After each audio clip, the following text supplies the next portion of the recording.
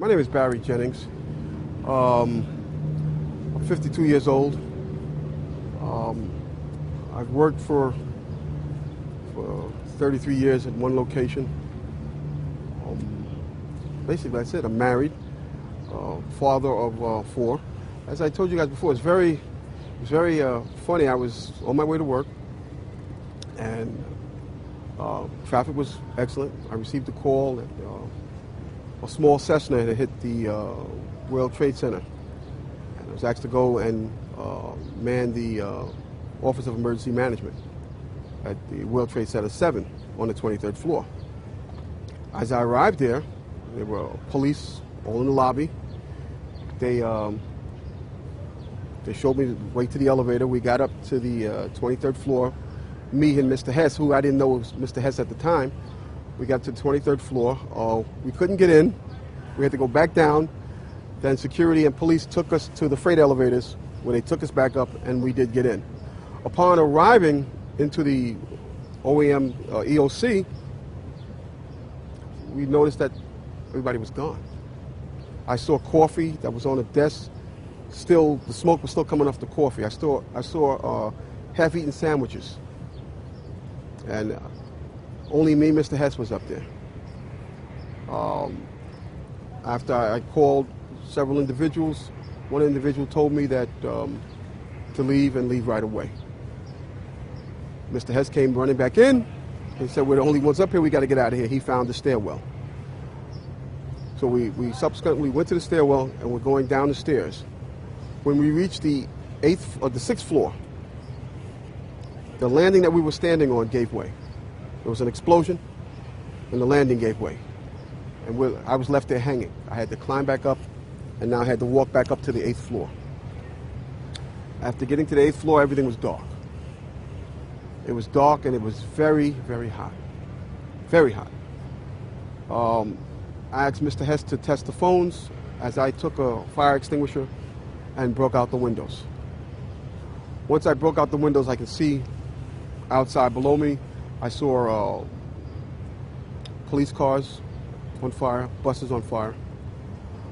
I looked one way, the building was there. I looked the other way, it was gone. I was trapped in there for several hours. I was trapped in there when both buildings came down. The firefighters came. They came to the window, because I was going to come out on the fire hose. I didn't want to stay there any longer. It was too hot.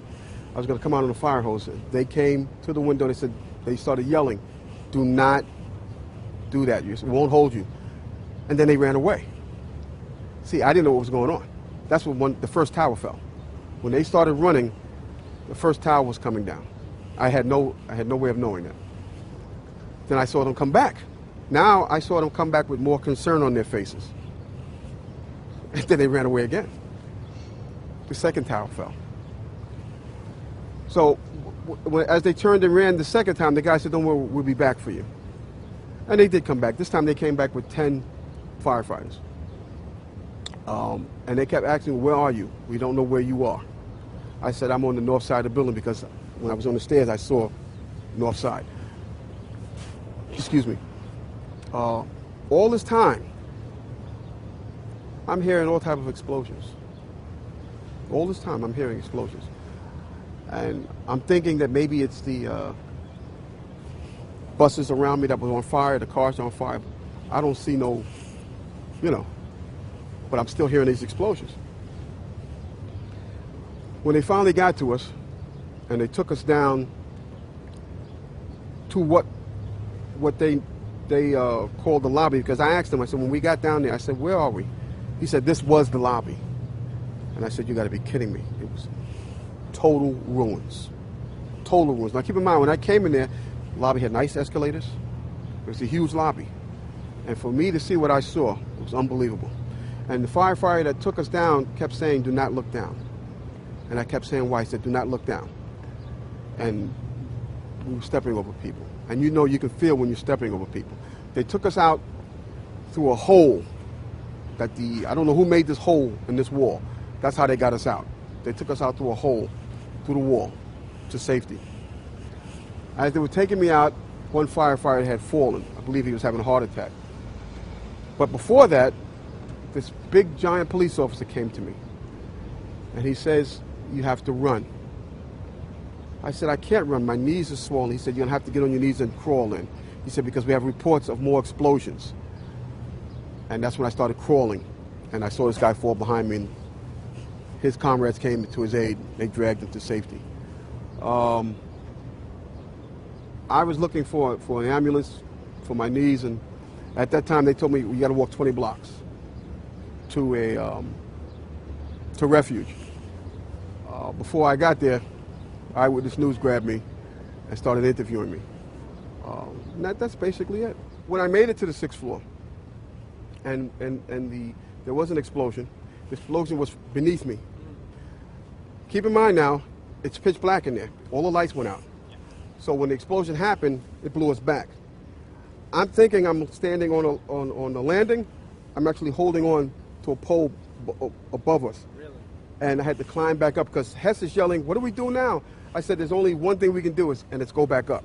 So that's when we went back up to the 8th floor, and I busted out that window. When the Office of Emergency Management did an activation, they always included our locale.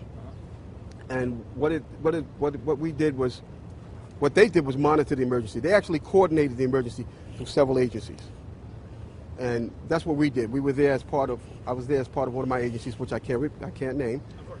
And we would sit there and we would do sit reports. We would get updates as far as the emergency that was on hand. And that's simply what we would do. Every agency that was involved in that emergency was there. When the activation, only when there was an emergency activation was that manned 24 hours. OEM was manned 24 hours without the activation. When they opened up the EOC, that was activated for as long as the emergency was going on. Once the emergency was subsided, then they would stand down. The only thing I remember as tripod was we did a drill, which was supposed to be a man-made disaster, a terrorist attack, and it was supposed to be some kind of chemical. And all they did was drill. They went through the whole steps of what you would do here, if you'd come here, how you would, they went through the whole thing. And we were just we were just viewing it. We were just part of the viewers.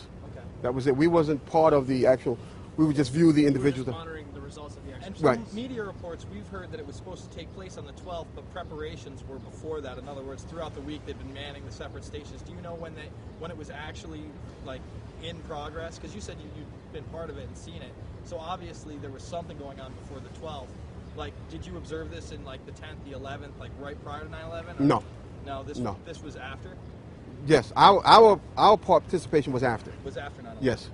I received the call shortly after the first plane hit, which everyone thought was a Cessna. That's what I was told. A small Cessna lost its way and hit the plane. I got there, I had to be inside on the 23rd floor when the second plane hit. Okay. I was inside when the second plane hit. I was already in the World Trade Center 7. Okay. When the second plane. You didn't hear that after the fact, or did you hear that when it happened? The second plane when it hit? I couldn't tell you because I was inside and I was closed off from everything. Keep in mind now, OEM, that big center, they had big, gigantic TV screens. And at that point, none of them were working. So I didn't know what was going on the outside. So the building was essentially deserted when you and Mr. Hess, the command center was deserted when you and Mr. Hess got up there? Yes. Was that normal? No. No? No. Okay. No, not at all. The word we got was they had to take the mayor and evacuate. So they said that the mayor was in World Trade Center 7 that day? Yes. He was there earlier in the day Yes. and then evacuated. Yes. Could you say that, because we're not mic'd, can you say that Giuliani was in the building? I didn't actually see him, Uh-huh. but that's what I was told. That's why Hess was there. Okay. He was there to meet with Giuliani. Well, I'm just confused about one thing and one thing only. Why World Trade Center 7 went down in the first place. I'm very confused about that. I know what I heard. I heard explosions. The explanation I got was it was the fuel oil tank. I'm an old boiler guy.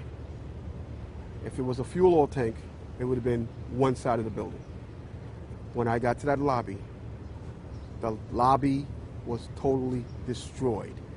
It looked like King Kong had came through it and stepped on it. And it was so destroyed I didn't know where I was. And it was so destroyed they had to take me out through a hole in the wall, a makeshift hole that I believe the fire department made to get me out, me and Mr. Hess out. They called me down. Which ones? They were doing, I think it was part of the 9/11 Commission. So was it the hearings at the new school? No, I can't tell you where it was because. Yeah. Okay. Yeah. Oh yeah, that's right. But they called me down there, and they asked me the same questions that you guys are asking me. And at that point, they said, "Okay, thank you." And they sent me on my way. And yeah, you told them pretty much everything you just told us. Yes. That you were in the building, got rocked by an explosion. Yes. All that. Yes. And you know that they didn't mention Building 7 once in the commission report. I told them that's where I was. No, That's I know, where I was. but you know that they didn't mention the building at all. I didn't, I didn't give it too much thought. Uh-huh. I thought they were just doing, an into report or investigation on as to what happened. They got my point of view, and I haven't heard any more from them. No. Not at all? The explanation that I got is a fuel oil tank. No. No? I heard the explosions, and then the key thing was when the police officer came to me, he said we got reports of more explosions, so you have to run. Uh-huh. Big talk. And that's after both towers had fell, correct? Yes. Okay. When we made it back to the 8th floor, as I told you earlier, Yes. both buildings were still standing because I looked one way, looked the other way. Now there's nothing there.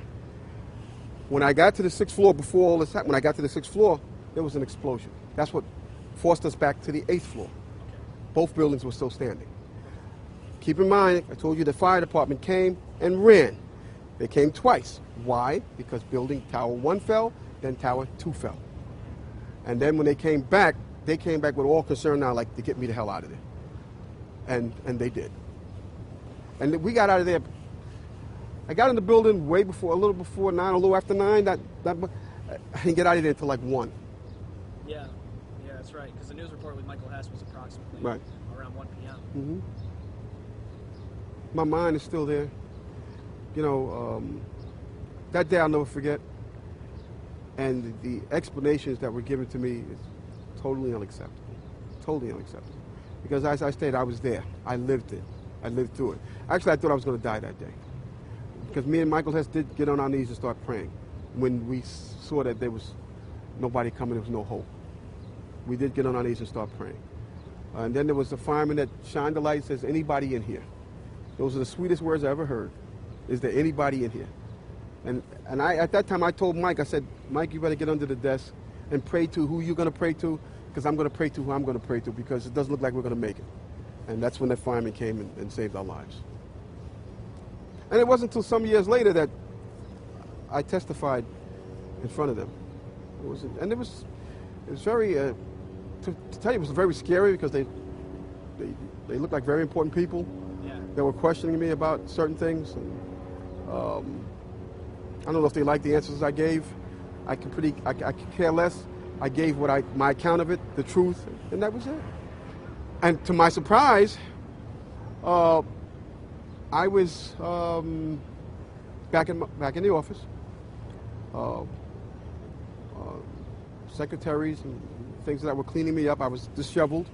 I even started crying because of the lives that were lost, and I was lucky enough to get out of there. When I got home, I sat down in front of the TV, and my wife said, "Why do you keep watching this? Why do you keep?" I couldn't stop watching it, and that's when I found out Building 7 came down. I was so surprised, and I'm saying to myself, "Why did that building come down?" And I knew why it came down, because of the explosions, and it was no fuel oil tanks. Yes.